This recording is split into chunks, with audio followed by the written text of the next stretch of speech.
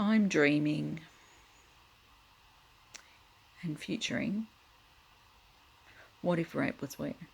What if rape was rare? Sounds good, doesn't it? Rape in Australia has been occurring since colonisation, with an unknown number of Indigenous women raped and murdered. Rape still occurs in unknown numbers.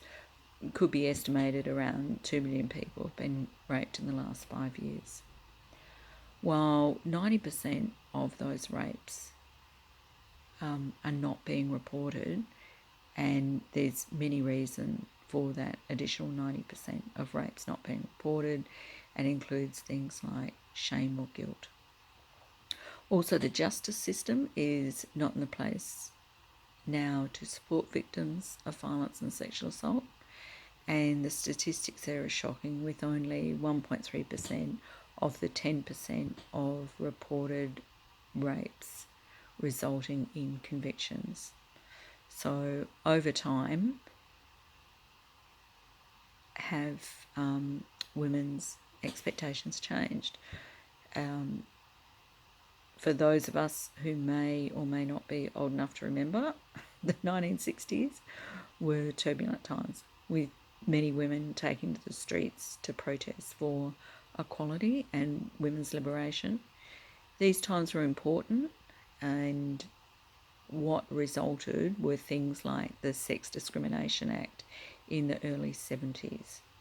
And then that was also the forerunner for other discrimination acts coming to pass. For example, the Age Discrimination Act, Disability Discrimination Act, and Race Discrimination Act. This is progress. However, what about those people? My focus is actually women who don't want to use legislation but still want justice. What about digging into the underlying causes of rape and sexual violence, and what are they? Few things have been standing out to me, and they're things like alcohol, men's bad behaviour, and men's treatment of women.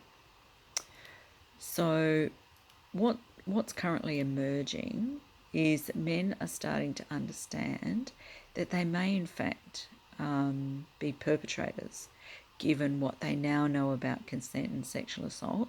One example there was the ABC's Triple J Hack program had a story in March 2021 talking to men about their past experiences and behaviour. Some who are now calling themselves perpetrators chose to ring the women they'd assaulted to apologise.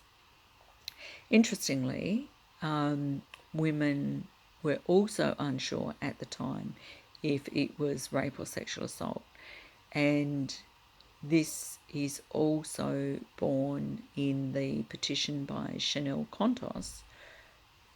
When you read some of the testimonials, both boys and girls are unclear what sexual assault actually was at the time, and if that was what happened to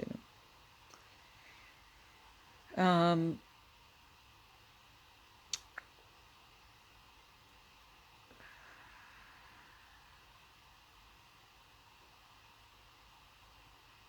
There's also been lots of recent media conversations about consent and criminal acts. And if you look at the case of Saxon Mullins, her perpetrator wasn't convicted, and there was alcohol involved. It was about men's treatment of women, men's bad behaviour, and a semi-conscious woman. So this is pretty murky territory.